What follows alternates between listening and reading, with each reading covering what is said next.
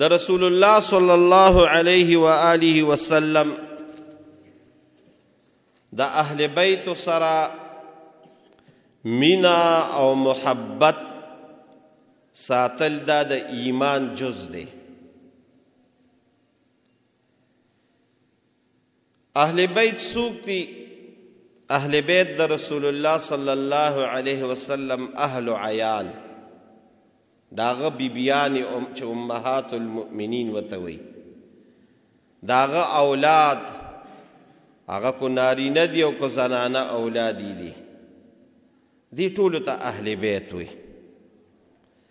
دغه اهل بیت سره مینه ساتل دا د ایمان جز دی،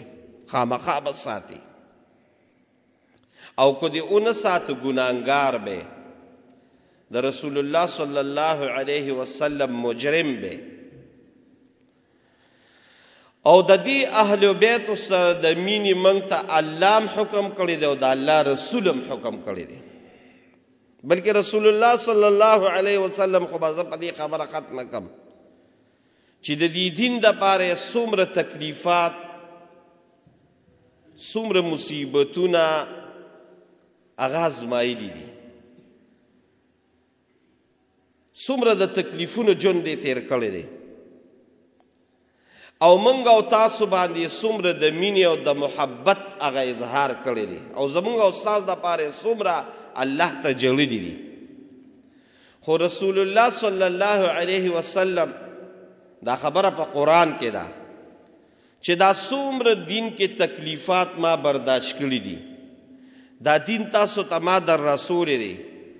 او اے امت ستاسو د پاره د ما د الله په جناب کې څومره جړلي دي، او د رسول الله مبارک د برکته په تیره جمعه مې راته ویلي چې دا امت الله کم مقام ته رسولی دی. د دقې امت نه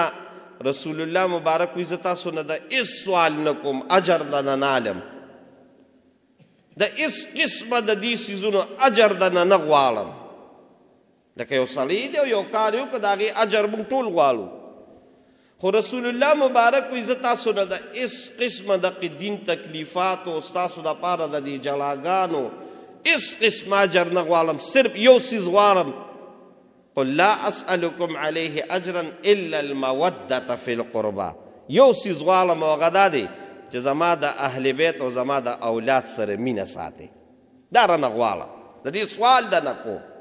ګوره نبی علیہ السلام کم عظیمه هستی ده، زما استانې دا سوال کړی چې زما اهل بیتو سره به مینه محبت ساتي، نو موږ به د اهل بیتو سره خامخا یقیني مینه ساتو، محبت به ساتو. اهل بیت څوک دي؟ د رسول الله مبارک بیبیانې، 11 بیبیانې،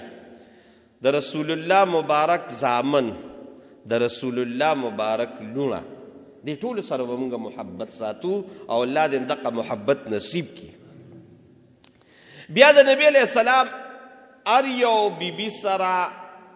او هر یو بچي سره او هر یو لور سره به زموږ او ستاسو د ایمان هغه محبت وي. خو په دې اهل بیتو کې چې نبی علیہ السلام ته د ټولو نه محبوب وو، نو په امهاتو کې، په میندو کې، یعنې زموږ په میندو کې او د نبی علیہ السلام په بیبیانو کې رسول الله مبارک ته چې سخت محبت یې هغه عایشې سره رضی الله تعالی عنها. په بیبیانو کې عایشی بیبي سره ډېر بې انتها محبت و، او هغه د نبی علیہ السلام بې اختیار و، هغې کې اختیار نو. ځکه الله ته بیا سوال هم کو خدایه چې کوم زما اختیاري محبت دی هغه زه ټولو سره یو شان ساتم، خو چې کوم زما د اختیار نه بهر دی خدای ته پې عالم یې، نو هغه زما په اختیار کې نه دی، ځکه ورسره زما زیات دی چې هغه عایشه بیبي ده. نو په بیبیانو کې عایشی بیبي سره محبت زیات و، او په لونو او بچو کې د ټولو نه زیات محبت چې و هغه فاطمې رضی الله تعالی عنها سره ډېر بې انتها محبت و. او د دې دپاره راته نن دا بیان دا کومه چې زمونږ هم ستاسو د دقې اهل بیتو سره مینه محبت وي، او خصوصا بیا حضرت فاطمې رضی الله تعالی عنها چې د جنت د ښځو سرداره ده، دې سره به زموږ محبت هم زیاتي، او د دې چې کم کردار دی او کومه حیا ده هغه به خپلو زنانو کې هغه حیا راوستل غواړي. نو انشاءالله دنیا به هم ښه وي او آخرت به هم ښه وي. نو نن ته د حضرت فاطمه رضی الله تعالی عنها متعلق یو څو خبرې کوم، د هغې مناقب راته ویم، د هغې د نبي علیه السلام سره جون، د هغې د حضرت علي رضی الله تعالی عنه سره جون، او د هغې د حیا باره کې یو څو خبرې کوم. فاطمه رضی الله تعالی عنها د نبی علیه السلام د ټولو نه کشر اولادو، دا د ټولو نه کشره وه، او د کشر اولاد سره اسم د دې دا چې چا ودونه کړي وي هغوی ته پته لګي، هغې سره محبت او مینه زیاته وي. او زه د خپلې پښتني معاشرې خبره کومه، دا کم چې والدین دي خپلو بچو له او خپلو لوڼو له چې کله ودونه وکړي نو چې بیا ټول زامن تاریخ کې ودونه وشي نو اکثر د ټولو نه هغې کشر بچي سره ژوند تېروي. د خپلې معاشرې خبره کوم، د سره محبت زیات وي. نو دقه شان د نبي علیه السلام هم د کشرې لور سره محبت زیات و. فاطمه رضی الله تعالی عنها کله پیدا شوې وه نو دې کې دوه درې قوله دي، اختلاف دی پکې، خو چې کوم راجح قول، یو قول دا دی چې دا د نبوت نه چې نبی علیه السلام ته پیغمبري میلاوې د 1 کال مخکې پیدا شوې وه. دویم روایت کې راځي چې د نبی علیه السلام د نبوت نه 15 کاله مخکې پیدا شوې وه. نبوت لا میلاو شوی نو، د نبی علیه السلام عمر دقې وخت کې 15 کاله و چې د حضرت فاطمه رضی الله تعالی عنها ولادت وشو. او څوک وایي دا د نبوت نه 1 کال پس پیدا شوې وه. بهر کې دقې کې اختلاف دی. کله چې دا پیدا شوه رسول الله صلی الله علیه وسلم ته خبر راغی، وایي ستا لور پیدا شوه. نبی علیه السلام راغی او په غوږ کې وله په خپله اذان وکړه او اقامت وکړه څنګه چې د دین طریقه ده، او موږ ته دقه طریقه خو پیغمبر ښولې ده. او بیا رسول الله صلی الله علیه وسلم ولا نوم کېښوده، وی د دې نوم به فاطمه وي. د فاطمې مطلب څه دی، معنی څه ده؟ فاطمه د فتن نه وتې ده، فتن وی بندوالي ته، رکاوالي ته، چې یو شي تا ته را روان یو ته په هغې په ذریعه باندې ځان بند کړې، ته ترې بچ شي، دغې ته فتن وی. رسول الله مبارک چې دا نوم کېښوده مقصد یې دا و چې دا هغه پاکه بیبي ده او دا هغه پاک انسان دی چې دا د جهنم په اور باندې حرامه ده، بند دی په دې د جهنم اور بند دی، حرام دی، عذاب پې حرام دی. نو فاطمه ښکلي نوم یې وله کېښوده او د ډېر مینې او محبت نه مې ورته زهرا وي. زهرا معنا د ګل غوټۍ، د ګل غوټۍ، لکه دا ګل یو دا غوټۍ روزي، دقې وخت کې د خلکو دا غوټۍ ډېره زیاته خوښه وي، نو دې ته به د ګل غوټۍ وي، زهرا به یې ورته وي. د نبي علیه السلام ورسره انتهایي مینه او محبت زیات و. نو د هغې وخت نه یې وله زهرا نوم کېښوده او د نبي علیه السلام د مینې او د محبت هغه اظهار ورسره شروع شو. لویدر ورو چې کله دا د نبی علیه السلام دې کې مدینې منورې ته هجرت وکړه، چې هجرت یې مدینې منورې ته وکړه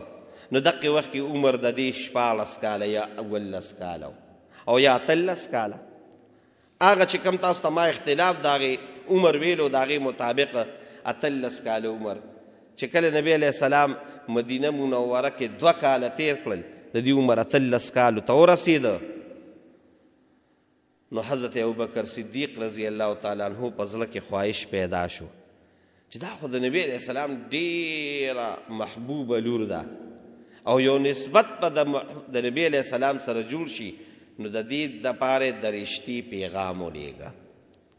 چې زه د فاطمې رضی الله تعالی عنها سره نکاح کو. رسول الله مبارک ته چې کله دا خبر راغی ابوبکر صدیق ورته وویل نو یار یم ملګری یم هر څه پې قربان یم،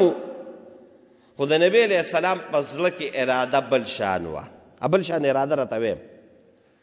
نو ابوبکر صدیق یې خفه کوم نه او ورته وی چې د الله څه فیصله وي هغه فیصله به کېږي. په یو ډېر ښکلې انداز یې وله جواب ورکړه. او دقه د دین طریقه هم ده، خلک د لور خور تپوس کوي چې د لور خور تپوس ته وشو ستا اراده وي خو سوچ او فکر پې وکړه، او که اراده دې نه وي دا سړی دې خوښ نه وي نو داسې رد جواب وله مه ورکوه. دا زموږ د پښتو په معاشره کې کېږي چې یاره تاله به څوک درکوي او ستا دا زوی د څه شی دی او ستا دا ورور د څه شی دی او دې د ښځې د ساتلو دی څه او دله د رشتو د ورکولو دی څه. دا زموږ په دې پښتو معاشره کې خلک وایي. نه داسې به نه کوې، بلکې خیر داسې حیله ورته وکړې موږ به پې مشوره وکړو، موږ به پې سوچ وکړو، موږ به پې استخاره وکړو. تاسو هفته پس راشئ، 10 ورځې پس راشئ.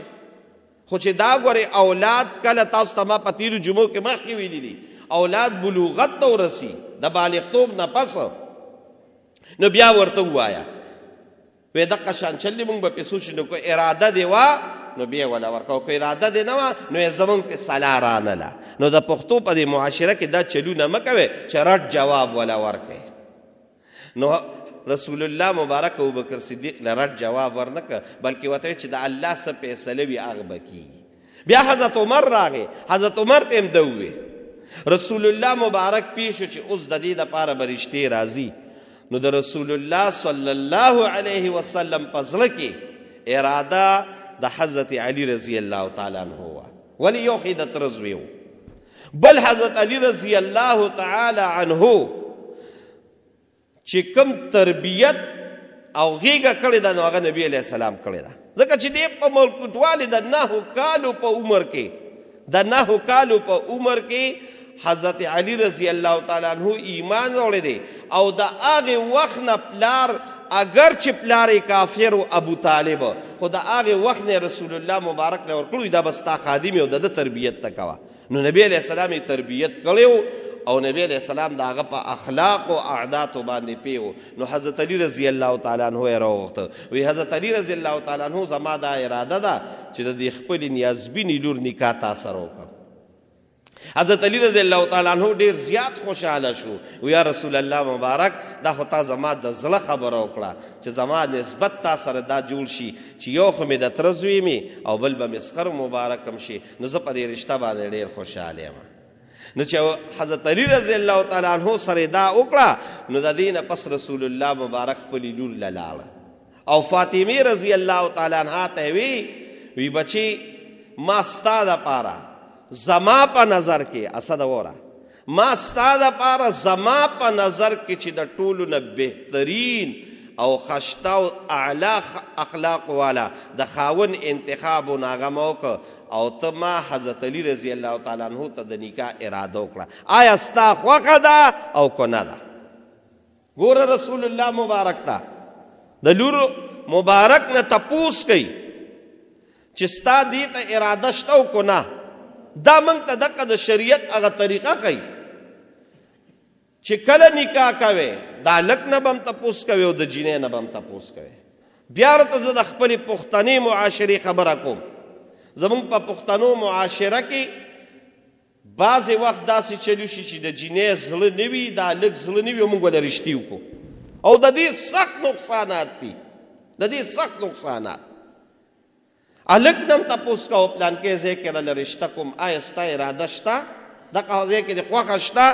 او شته. د جینۍ نه هم تپوس وکړه آیا تا له موږ پلانکي له ورکوو په څه طریقه باندې د پښتنو معاشره ده تاسو پې پوهېږئ په څه طریقه باندې په خپله خو پلار تپوس نشي کولی د مور په ذریعه د خپلې بل لور په ذریعه د ترور په ذریعه زنانو په ذریعه تاسو ټول په هغې باندې پوهېږئ. نو کو د اراده وه هغه چپ پاتې شوه لکه څنګه چې فاطمه رضی الله تعالی عنها د حیا د وجې چپ پاتې شوه نو رسول الله مبارک وی د دې اراده ده نو ولې رشته ورکړه. او کو نه ښځې ووي چې دا ما به بالکل نه ورکوې، جینۍ ووي چې ما به بالکل نه ورکوې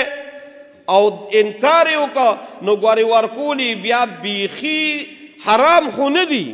خو ګورې یاد ساتئ چې ډېر زیات نقصانات دي او دا موږ په دې خپلو سترګو په دې معاشره کې وینو. زه راته د دې خپل کلي خبره کوم بیا راته د خپل بعضې دوستانو مسلې موږ ته راغلي دي. یو کس ته لګیا دی جینۍ ولې ده او دا مسلې د دې ترو په لور او د ماما په لور او په دې کې ډېر راځي او دا ولې راځي بیا به هغه خپلې خبرې لاړه شو په وړوکوالي موږ ووایو. نو د وړوکوالي دا ویل دا خبره نه درو په وړوکوالي باندې ووایو وروستو بیا دغه دی. قسم په خدای زما یو ملګری دی ښه عالم دی، عالم بهترین قاري دی او موږ څو ځله د هغه پلار له په جرګه لاړو په یو کور کې اوسېدل نو هغه مولوي صاحب ماشوم وه په ماشوموالي ورته خپله رویره وویله وی دا به راله کوم هغه وخت هغه ماشوم چې لوی شو مصیبت دا ده چې جاینټ فیملی وي یو شان کوري یو ځای کوري نو بعضې وخت د دې تره لورو او د دې تره د زوی تعلق داسې د رورو د خور وي بعضې وخت داسې وي نو چې هغې ورته وي هغه خو دې ته خو ما ټول عمر د خور په نظر کتلی دي بهر کې د وړوکوالي ویلو واده وله وکړه قسم د الله په ذات 12 کاله و شکور نه جوړېږي اوس هغې قاري صاحب بل واده وکړه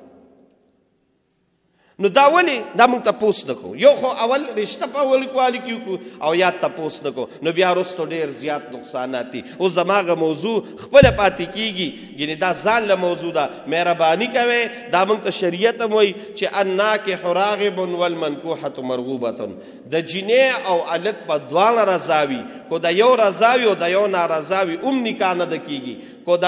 هلک نارضا وي او د جینۍ رضا وي بیا هم نکاح نه کېږي دې کې د دواړو رضامندي دا به بهتره وي او دا به د معاشرې دپاره بهترینه خبره جوړېږي نو حضرت رسول الله مبارک د فاطمې رضی الله تعالی نو هغه چپ شوه د حیا د وجې نو رسول الله مبارک وی زه د دې رضا ده وی زه د واده انتظام شروع کړي نو نکاح یې وله وتړله نو چې نکاح یې وله تړله نو حضرت علی رضی الله تعالی عنه ته رسول الله مبارک وی مهر و یا رسول الله ما خو ټوله زندگی ستا سره تېره کړې ما سره څه مهر دی نبی علیہ السلام ورته ولې په بدر کې چې د کومه صغره تا ته په مال غنیمت کې میلو شو ورشه هغه راوړه هغه یې راوړه او په 480 درهم یې خرڅه کړه او اقا 480 درهمه د فاطمې رضی الله تعالی مهر وګرځېده نبی علیہ السلام ونه په رمضان کې نکاح وتړله دا په 20 یا په 26 باندې په رمضان کې ولې نکاح وتړله په رمضان کې ولې نکاح وتړله او بیا رخصتي چې کله واده تاسو ته واده وایي رخصتي نو رخصتي یې دی بوزه بارې کښېنه رخصتي یې وله د ذیقعدې ما ته ګورئ د ذیقعدې په میاشت کې وکړه ذیقعده دا میانې دا میاشت ده په دغې کې ولې رخصتي وکړه نبي علیه السلام چې کله رخصتوله نو جهیز یې وله تیار که جهیز دا د جینۍ د کور د طرف نه پلار چې څه وسي هغه به کوي د پلار چې څه وسي هغه به د خپل وس مطابق وکړي نو په وس مطابق نبی علیه السلام وله څه چل کړو یو یې وله کټ وکړه یو کټه او یو یې وله صادر و هغه یې وکړه دوی وله مشکیزې وې هغه یې وکړې او دوی وله منګي و هغه یې وله وکړل او یو یې وله بالغ راواغېسته نو هغې د قجورو نه ډک او یو یې وله مشکیزه ورکړه دا او یو پیالې وه دا د حضرت فاطمه الزهرا رضی الله تعالی عنها جهیز او په دقې جهیز کې رسول الله مبارک رخصت کړه نن زموږ د پښتنو په معاشره کې د جهیز یو لعنت راغلی دی او خپل خلک د وس نه زیات د هغې کوشش کوي او د هغې کوشش ولې کوي نو خیر زموږ په دې پښتنو معاشره کې خو دا کم دی خو د پنجاب اړخ ته ډېر زیات دی او هغه زهر دی خو هم را روان دي د جینۍ نه به پوره د جهیز مطالبه کوي چې پلان کې شیز به کوي او باقاعده لیست راولیږي چې دا څیزونه به وله کوي جینۍ کور والا غریبي د هغې شیز نه عاجزه وي ډېرې جینکۍ نن په دې وجه باندې زړې شوې چې پلار ولا هغه جهیز برابرولی نشي هغه مطالبه برابرولی نشي د هغې د وجې د جینکو هغه ودونه پاتې جهیز دا لعنت رونو ختم کړي د خپل وس مطابق وکړه چې وس دې وي وکړه د لوره خور دغه حق وي وکړه وله د وس مطابق خو دا نه چې ته پې ځان قرضدار کړي ته پې ځان د هر څه نه خلاص کړي ما هلک کور دا مطالبه کوې او ما د جینۍ کور دا دغه کوې چې دا به کوم او پلان کې به دا کوم او ځان پې قرضدار کې دا شیزونه مه کوئ د خپل وس مطابق اوس رسول الله مبارک خپله هغه چې کومه نبي علیه السلام ته نیازبینه لور ده نیازبینه اوس یې راته د هغې بیان کومه چې د رسول الله مبارک ورسره څومره محبت و دغه یو څو څیزونه یې وله وکړل او رسول الله صلی الله علیه وسلم په خپل لاس ونیوله او د حضرت علی رضی الله تعالی عنه کور ته یې بوتله او کور ته یې څنګه بوتله کور د علی کوم ځای رضی الله تعالی عنہ. نو نبی علیہ السلام به کور دی یا رسول الله زما خو کور نشته. نبی علیہ السلام ته پته وه. نو نبی علیہ السلام سوچ او فکر واغ خدای دې له اوس د کور د څه غم وکړم. نو چا وتې وی نعمان ابن حارثه رضی الله تعالی عنہ خو ډېر مهاجرین له کور ورکړی دی. یا رسول الله ورته ووایه که نه. نبی علیہ السلام وی نه زه هغه ته نشم ویلی، د خپل ځان دپاره ورته نشم ویلی. نعمان ابن حارثه ته چې پته ولګېده رسول الله مبارک له راغی وی یا رسول الله صلی الله علیه وسلم موږ ته خو چې دا هر څه میلو شوي دي دا مال او دله دا خو ستا د برکته او مال او دولت خو په خپل ځای ډېر لوی شان دی. موږ ته چې ایمان نصیب شوی ستا د برکته خو ما دې ټولو خلکو له کورونه ورکړل. نو تاله به نه درکوم په ټولو کې د ټولو نه بهترین کور وکته هغه حضرت علی رضی الله تعالی عنه له ورکړل او ورته یې نو نبی علیہ السلام په خپل لاس هغه خپل نیازبینه لور بوتله او د حضرت علی رضی الله تعالی عنه کور ته. دا پکې نو چې دا پکې اوربل دی او دا پکې نخې دي او دا پکې دقه شان پلانکي دي او دا پکې نکریزي دي لکه چې نن سبا زموږ معاشره دي تباه و برباده کړه. د پیسو په لحاظ او د اخلاقو په لحاظ د اخلاقو په لحاظ هم تباه و برباده کړه. د پښتنو نه هغه پښتو نن ووته دی نکریزي دي. نو نکریزو کې به څه چل وي چې څومره هلکان دي دا به کور ته ورځي. دی پالنګ کې چې څومره هلکان وي که پردي او که خپلي دا به ورځي او دی نښه ده هلکان راغلي وي. ما خو قسم په خدای کو لیدلی وي خو اورم داسې چې هلکان به ناست وي په کورسو باندې او دا جینکې د تره لوڼو او د ترور لوڼو دا به را رواني او څوک په وله ګوته باندې نښه کوي او څوک په وله په پوزه باندې نښه کوي او څوک په وله په غوږونو باندې نښه کوي او رومالونه به اچوي او بیا د هغې نه پس دقه بې پردې زنانه بلګیاوي او کمې انګتې دي هلکانو سره چولي چې ته دومره پیسې راکړه او دومره پیسې راکړه. پښتو هم لاړه او غیرت هم لاړه هر څه دې سره دا ټول زموږ په دې معاشره کې کېږي او دا سخته ګناه ده رونو، دا سخته ګناه ده. منګه نن چې تباه و برباد یو د دقې څیزونو د وجې او یاد ساتئ د دې بې حیایۍ او د دې بې شرمۍ ګوره ډېر لوی نقصانات دي. نو دا څیزونه پکې نور رسول الله مبارک بوتله. په سبا رسول الله صلی الله علیه وسلم د حضرت علی رضی الله تعالی عنہ کور ته راغی. چې کور ته راغی دواړه ناست وو. فاطمه رضی الله تعالی عنها د حیا د وجې نظر ښکته کړ. نبی علیه السلام حضرت علی ته ویې ورشه اوبه راوړه. اوبه یې راوړې او په اوبو باندې نبی علیه السلام کلمات چوف کړل او هغه بیا راواغشتل. داسې لاس یې پکې وو او ولې د حضرت علی رضی الله تعالی عنه په مخ مبارک او په سینه هغه اوبه ترمکې کړې او بیا د فاطمې رضی الله تعالی عنها په مخ او په سینه مبارکه باندې هغه اوبه ترمکې کړې او ورته یې لاس اوچت کړ. وی خدای د دې دواړو په زندګۍ کې ډېر برکت واچي. او بیا رسول الله صلی الله علیه وسلم فاطمې بیبي ته وایي اے فاطمې بیبي زما په نظر کې چې کم بهترین انتخاب د خاوند دپاره و هغه ما وکړو ستا د سما د تره زوی او ستا دقه رشته دار دا ستا دپاره ما بهترین خاوند چون که د سره د خوشحالو او د بهترینه زندگی تېروه. د دواړو ډېر ښکلی ژوند تېرېده. بعضې وخت به پکې خفګان هم راغی، زنانه دي خامخا خفګان به راغی. نو یو ځل دواړو په خپل منځ کې خفګان راغی. نو حضرت علی رضی الله تعالی عنہ بار ته لاړه. رسول الله مبارک خبر شو چې رسول الله صلی الله علیه وسلم خبر شو. راغی فاطمه رضی الله تعالی عنها له وی هغه تر هغه زوی دې څه شو؟ وی یا رسول الله ما سره جګړه وکړه بار ته لاړ. رسول الله مبارک بار ته لاړ. وی حضرت علی څه شو؟ داسې ګوري حضرت علی رضی الله تعالی عنہ د خفګان نه د جومات یو خوا ته ورغلی دی. هلته په خاورو کې ملاست او سر ته یې ګټه ایښې ده او ملاست یې خپه. نبی علیہ السلام ورغی او داسې په خپو نه یې ولقه او ورته یې څه یې ووره دا په حدیثو کې دي. وی قم یا ابا تراب ای د خاورو خاوند د پاسه، قم یا ابا تراب د خاورو خاوند د پاسه. حضرت علی رضی الله تعالی عنہ باندې هغه لفظ دومره خوږ ولګېده چې د مرګه پورې به دا وي ما ته ابو تراب وایې، د خاورو خاوند وایې، ځکه دا ما د محبوب د خولې نه اورېدلی دی. نو راپاسېد کور ته رسول الله مبارک راوسته او رسول الله مبارک دواړه کېنول او فاطمه الزهرا رضی الله تعالی عنها ته وی بچی دا ستا خاوند دی په ده ستا ډېر لوی د ده په دا باندې ډېر لوی حق دی دې چې راته هر څه وي د ده خبره منه دې خفه کومه د خاوند د الله په جناب کې ډېر لوی مقام دی ډېر لوی حق یې دی پته ټولې خبرې حضرت فاطمه زهرا ته وکړې او بچې ورته وي ته د مرګه پورې به ده سره یې زما کور ته بیا ستا د خفګان باندې راتلل ګورې نشته ستا ژوند د سره دی ستا زندګي د سره ده د سره به د خوشحالو ژوند تیری او دقه طریقه ده نن زمونږ د پښتنو معاشره کې دا هم لوی نقصان دی خامخا د ښځې او د خاوند ترمنځه خفګانونه راځي دا په هر کور کې راځي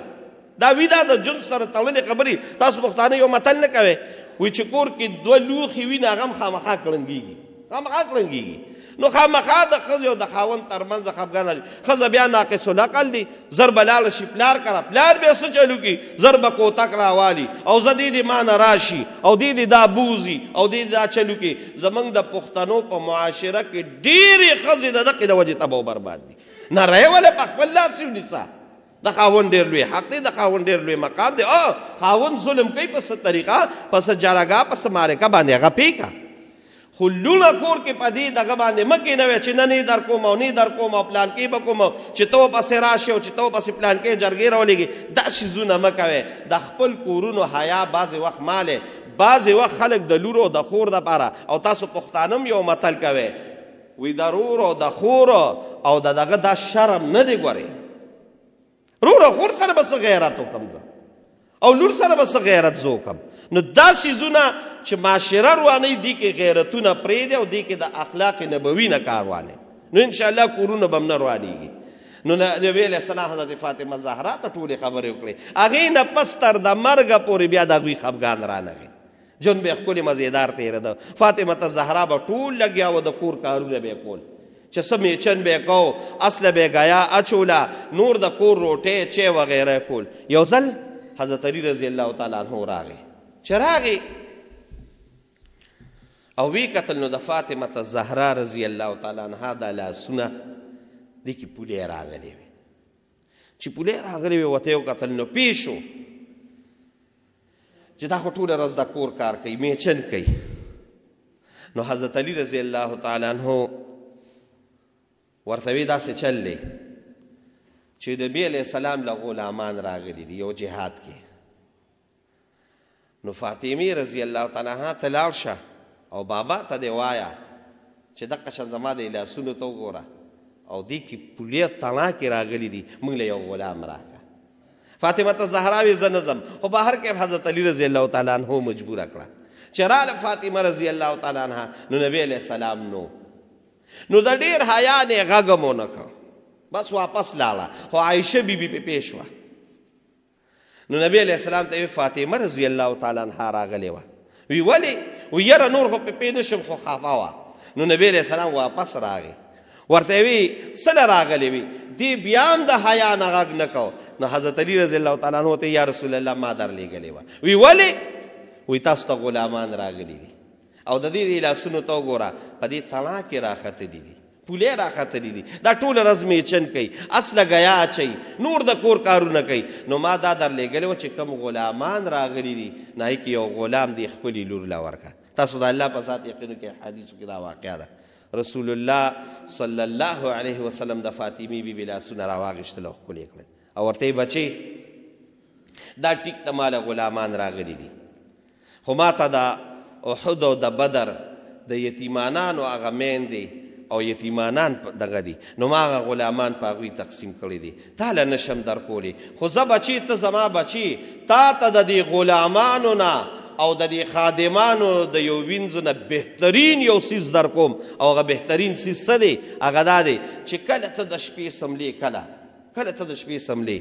نو 33 کاله ته ووایه چې الحمدلله الحمدلله سبحان الله سبحان الله سبحان الله 33 کاله ته ووایه الحمدلله الحمدلله الحمدلله او 34 کاله ته ووایه الله اکبر الله اکبر الله اکبر او بیا دا لا اله الا الله وحده لا شریک له دا په دې خپل لاسونو باندې چوکو دا بیا په دې بدن راکاږه چې ستا د ورځې څومره تکاوټ دی او څومره تکلیف دی الله به د دې کلماتو د برکته ختم کړي دا به د دې برکته ختم کړي ته به یو تازگی محسوسه او دا د دې نه ډېر بهتر دي د الله په جناب کې دغه تسبیحات فاطمه او د بعضې وخت ورته د مونځونو نه پس وي څنګه چې تاسو د مونځونو نه پس وایې او ثواب هم ډېر زیات دی نو دی ورته ووي چې بچې زه دقه نشم کولی خو دا به راله وکړم چې دا راته ښیمه نو دقه یې ورته ووي زندګي یې تېرېده او د رسول الله مبارک ورسره ډېر محبت و داسې محبت و داسې چې عایشه بیبي وی ما داسې محبت د بل چا سره د رسول الله نه دی لیدلی صلی الله علیه وسلم څومره چې به دې سره یو محبت څنګه اندازه یو خدا وره چې یو ځل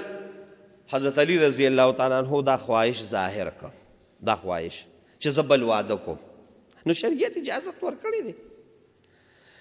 او واده د ابو جهل لور سره کول هغې وخت کې هغه مسلمانه وه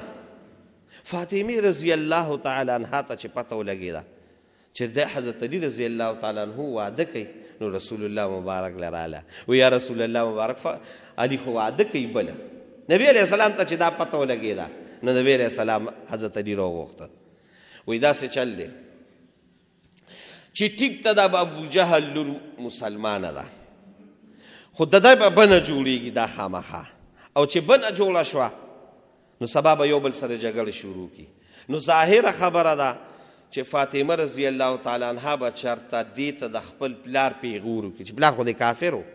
نو ظاهره هغه به جواب ورکوي او جواب کې به ستا پلار رامخې کوي نو دنیا به هم تباه شي او آخرت به هم تباه شي او علی رضی الله تعالی عنه مه کوه داسې چل چې فاطمه خفه کې نو دا وورې دا باقاعده په بخاري شریف کې دا حدیث دی رسول الله مبارک ورته وایي فاطمه بضعة مني فاطمه ګورې زما د زړه ټوټه ده او چا چې زما د زړه ټوټې ته تکلیف ورسو دوی ما ته تکلیف ورسو دا د حدیث الفاظ دي او چا چې ما ته تکلیف ورسو د الله ته تکلیف ورسو او چا چې الله ته تکلیف ورسو د ځای بغیر د جهنم نه بل نشته دې سره مینه سات او بس د هغې نه پس حضرت علی رضی الله عنه بیا وایي زه به بیا چرته هم د دې په جون د به عده نوم وانلم ځکه وي دې سره زما محبت دی رسول الله مبارک وایي او عایشه بیبي وایي د الله شان ته ګوره د الله شان ته ګوره چې د نبی علیه السلام دې سره کوم محبت او د دې نبی علیه السلام سره کوم محبت و هغه داسې حد ته ورسېده چې ما په خپل ما خو د نبی علیه السلام سره زندګي تېره کړې ده وایي رسول الله صلی الله علیه وسلم چې څنګه خبرې کولې دقه شان خبرې ده فاطمې وي چې څنګه خبرې کولې چې څنګه تګ به د رسول الله مبارک و دقه شان تګ د فاطمې مو او چې څنګه ناسته او پاسته ولاړه او شکل دا د رسول الله مبارک و دقه شان شکل د فاطمې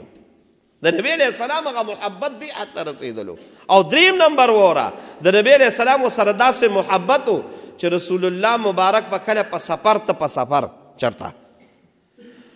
په سفر به تو د مدینې منورې نه ټولو بیبیانو باندې به مو ګرځېد په ټولو لوڼو باندې به ګرځېد د ټولو نه آخره کې چې به د کور نه وته نو د فاطمې د کور نه به ووته اخري ملاقات په هغې سره وکړه او چې کله به د نبي علیه السلام د سفر نه واپس راغی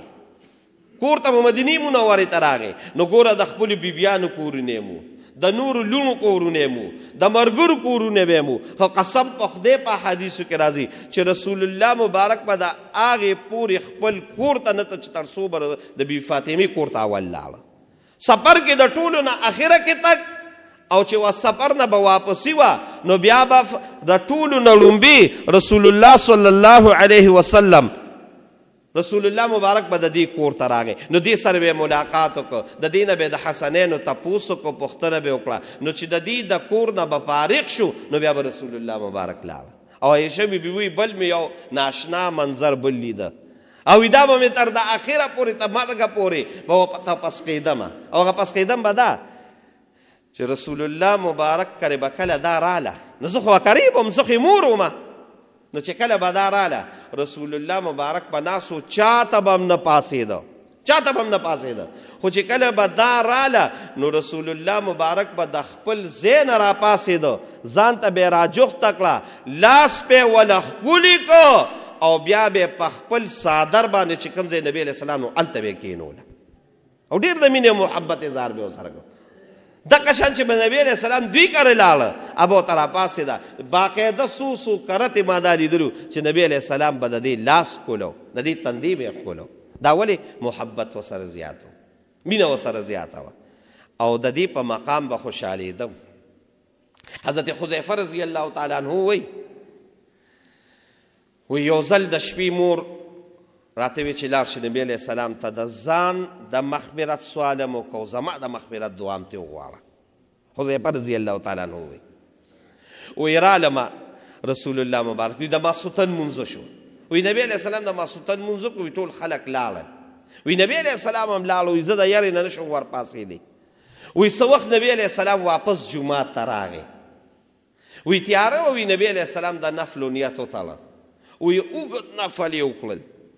وی چې نفل یې وکړل سلام یې واړو ما وی چې ورځمه وی چې دې کې ما وی چې ورځمه وی رسول الله مبارک بیا پاسېده وی بیا په نفلو باندې ودرېده وی اوږده نفل یې وکړل وی بیا سلام واړو وی بیا مې کوشش کو چې ورشمه خو وی د یارې نه ما وی چې وی دې کې نبی علیہ السلام بیا نفلو ته ودرېده وی دې کې د شپه نیمې نه واوړېده نو زما په کش پش باندې رسول الله مبارک پیش شو وی ما ته وی چې څوک یې وی ما ته چې حذیفه رضی الله تعالی عنه یم وګورئ ښه د حدیث په مشکات مبارک کې دی وی ما ته وی چې ښه هغې پیو پې نبی علیہ السلام چې دی د وخت نه ناست دی وی ما ته چې حذیفه وی راته وی د دې دغه نه راته مخکې یو ناشنا خبر وکړه چې خطي وی ما ته چې عوضیمه وی رسول الله مبارک وی چې الله دې تا وبخي او ستا مور دې مله وبخي وی ما ورته لا ویلي نه دي وی چې راته وی چې حذیفه تی وی الله دې تا وبخي او ستا مور دې وبخي څه له راغلي وی ما ته چې یا رسول الله څه له راغلي او ما هغه ویلو نه مخکې تا خبره خلاصه کړه تا خبره مکه خلاصه کړه هم د دغه بخنې دوا دپاره راغلو وی تا راته وی چې الله دې تا وبخي او ستا مور دې وبخي وی ما ته چې یا رسول الله دا دومره اوږد نفل دې ولې وکړل دا خبره وورئ دا دومره ټوله شپه دی الله ته دا دومره جلاګانې او د اوږد نفل دې ولې وکړل وی حذیفه وی رسول الله مبارک راته وی چې دا مې د شکریا دپاره وکړل وی د څه د شکریا دپاره وی الله رب العالمین نن بیګا دا اسمان نه یو فرشته راولېږله او دا فرشته په مخ د کائنات کې چې آدم علیه السلام څه کې چې د آدم علیه السلام نه مخکې د کائنات کې دا فرشتې وي د هغې وخت نه راواله تر د نن وخته پورې او د نن وخت نه راواله در قیامت نه ورځ پورې بیا دا فرشته دنیا ته نه وه راغلي او نه به بیا راشي دا په لومبي ځل راله په لومبي ځل څه یا رسول الله راله وورئ د نبی علیه السلام چې د خپلې لور سره محبت و نو الله هم پې و چې دا ورسره محبت دی وی دا الله راولېږله او الله یو انعام ستا بچی له چې ستا سره کومه مینه ده هغې له یې دا ورکړه دا الله رب العالمین فیصله وکړه چې د آدم علیه السلام نه راواله تر د قیامت د ورځې پورې څومره جنتي ښځې دي د دې ټولو سردار به فاطمه رضی الله تعالی عنها وي دا دې له راغلې وه دا زیری ورکړه سیدة نساء اهل الجنه د جنت د ښځو سرداره به دا به فاطمه وي نو د نبی علیه السلام مینه او محبت او نبی علیه السلام په پیو نو چې کله نبی علیه السلام بیمارو او دا سخت وخت یې و دقې وخت کې دا راله راتله به وله چې راله وله نو دی وی زما د بابا دا غمه څومره تکلیف کې یې بابا نو رسول الله مبارک ستا د بابا دا تکلیف په ختم شي وی عایشه بیبي وی زم ناسته ومه وی دې کې عایشه بیبي وی چې ما نه دا فاطمه لږه را دې خوا کړه وی چې فاطمه را دې خوا کړه په مشکات مبارک کې حدیث دی نو په دې غوږ کې ورته څه ووې نو فاطمه رضی الله تعالی عنها په جلا شوه او سم یې وجړل چې وی جړل او رسول الله مبارک د دې جړا ته وکتل نو بیا یې غوږ وی را لنډ کا نو چې څنګه یې ورته په غوږ کې دا دویمه خبره وکړه نو هغې سره ډېر زیاته په خندا شوه ډېر یې وخاندل ډېره خوشحاله شوه اوس عایشه بیبي خو عالمه وه خو په دې زړه کې چې فاطمه رضی الله تعالی عنها څه چلو شو د دې حواسو کار پرېښوده اول جړل جړله او بیا خانده دا څه چلو شو خو عالمه نو تپوس یې ونه که د فاطمې نه. ولې چې یو مجلس ناست وي او ته یو کس راوغواړه په دې غوږ کې ورته خبره وکړې نو دا خو د دې مقصد دی چې د نورو نه ورته پټه کړې. نو عایشې بیبي اډو د فاطمې نه تپوس هم ونه که. عایشه بیبي خو عالمه وه که نه، مسله باندې پیش وه چې دې ټولو نه مخکې ده ته په غوږ کې څه وي، خو دا د راز خبره ده که نه. لکه څنګه منګه کوو، یو سړی وی او ته به ورته غوږ کې خبره وکړې، هغه به لاخواني ده ورته هلکه څه یې راته ووایي. نو خو ظالمه کو سیوي ورته خو ستا مخکې به ویلو دا خو د راز خبره ده که نه. او راز ښکاره کول دا ګناه ده. ګورې یو سړي د راز خبره وکړه دا ګناه ده چې بیا یې ته ښکاره کړې. نو عایشه بیبي پیوه چې دا دغه نه دی کول نه دی، نو بس چپ شوه، بیخي چپ شوه. خو چې کله رسول الله صلی الله علیه وسلم وفات شو نو دقې وخت کې بس اوس خو وفات دی، نو راله فاطمې له وی ګوره نبي علیه السلام خو جمدي او ما تپوس نه کو، خو اوس خو هغه وفات شو. یو وخت داسې و چې تا اول جړلي او بیا دې خندلي دا ولې وی او دا ما ته رسول الله مبارک یو خبره کړه، خو هغې وخت کې راز و، اوس یې راته ویمه. او هغه دا ده چې ما ته رسول الله مبارک په وخت کې وی چې دا کومه بیماری که زه یم نو زه دې کې زه د دنیا نه روان یم، زه وفات کېږم. نو د رسول الله په وفات باندې خفګان راغی. او حقیقت دا دی چې ډېر زیاته پرې خفه شوې وه. فاطمه رضی الله تعالی عنها د نبي علیه السلام په مرګ داسې خفه شوې وه چې د خولې نه یې څو اشعار وتي وی خدای پاکه نن اشعار خو د عربی دي خو زه درته پښتو کې معنا کوم. وی خدای پاکه نن په ما دومره غمونه راغلي دي، وره حسن جانه په ما نن دومره غم راغی،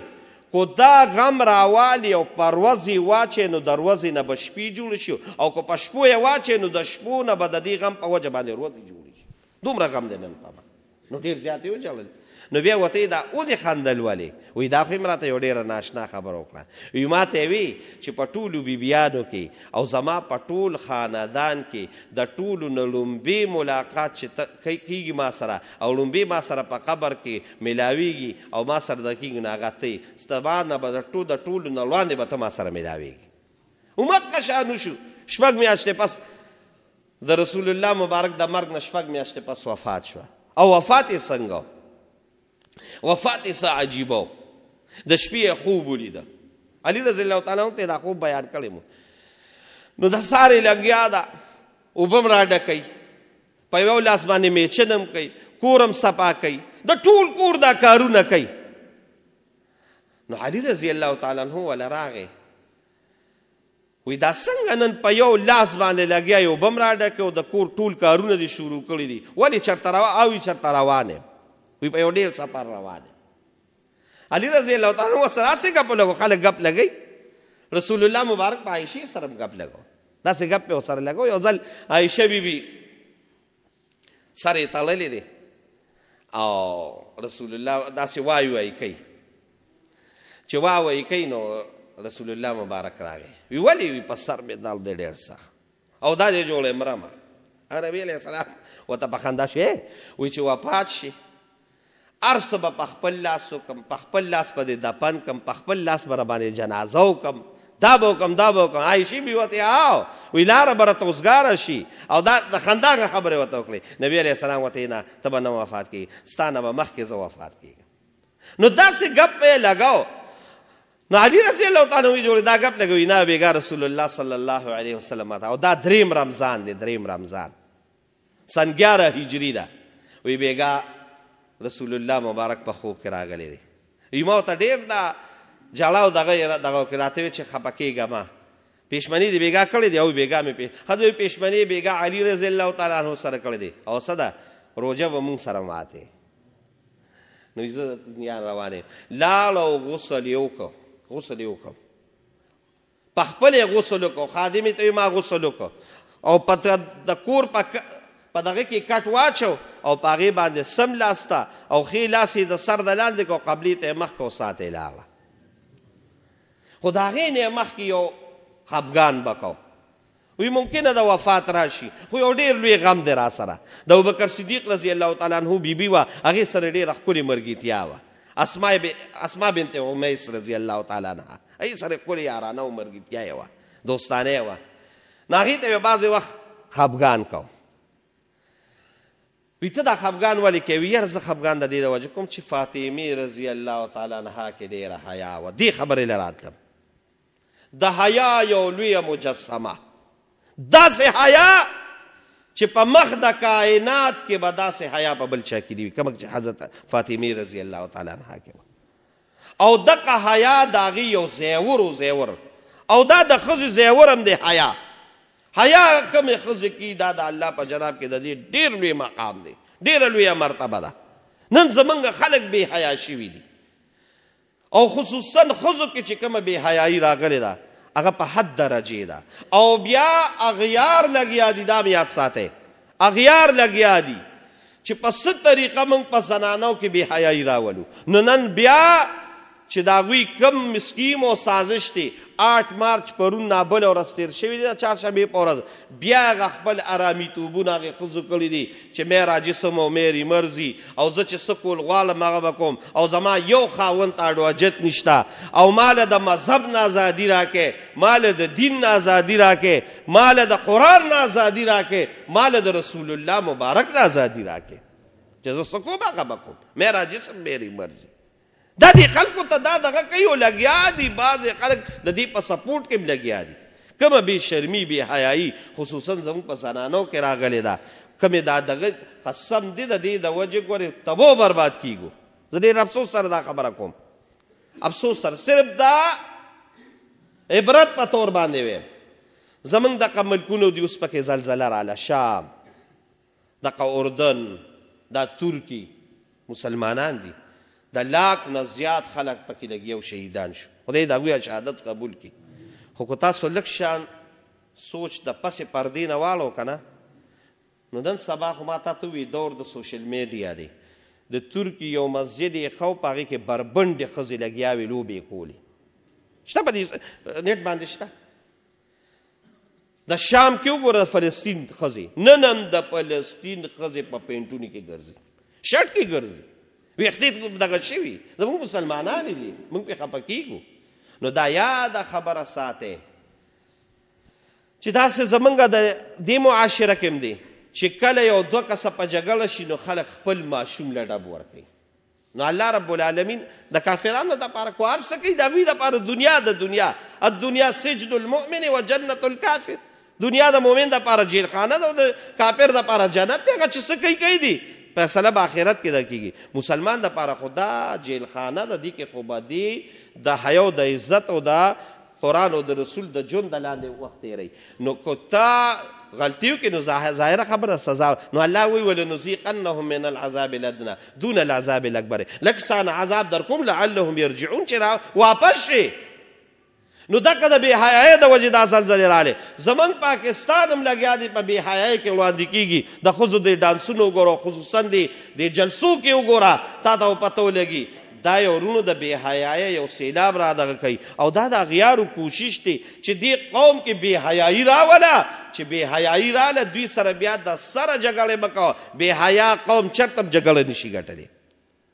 نو دا الله ګوره عذاب ته دعوت ورکول دي. نو فاطمې رضی الله تعالی عنها کې حیا ډېره زیاته او نو خفه وه ډېره. بس خبره راغونډومه، خفه وه ډېره زیاته چې دا زه مړه شم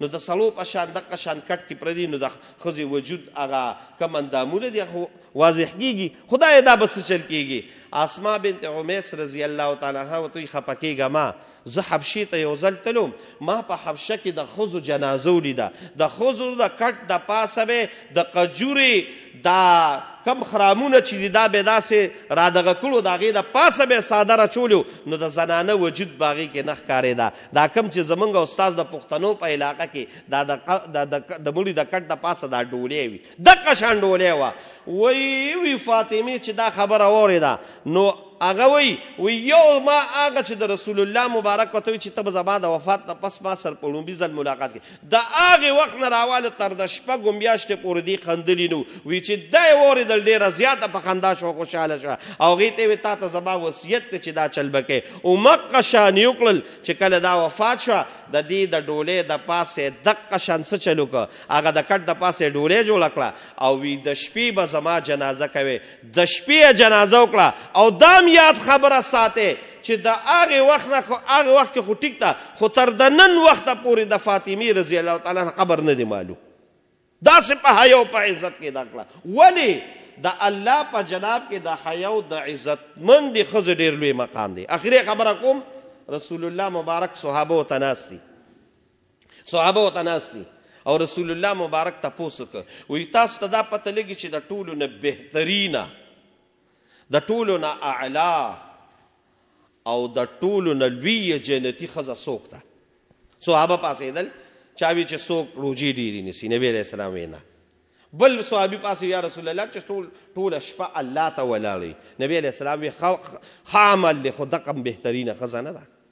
بل صحابي پاسې یا رسول الله چې کومه ډېر ذکر او اذکار کوي، ذکر او اذکار هم بهترین عمل دی خو د دې په وجه ښځه بهترینه نه ګرځي، جنتي نه ګرځي، چې جنت اعلی مقامي نه ګرځي. بل صحابي پاسې یا رسول الله دا نیک عمل، دا نیک. رسول الله مبارک لا لا لا داسې نه ده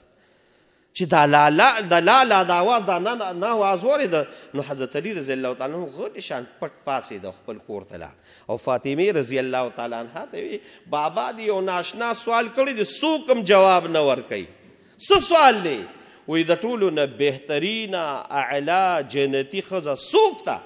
څوک کوئی مزګزاره، څوک کوئی روجهداره، څوک کوئی زکات والا، څوک کوئی عمرو والا، څوک کوئی صدقه والا. نبی علیہ السلام په نه کې جواب ورکوي د ټولو نه بهترینه ښځه څوک ده؟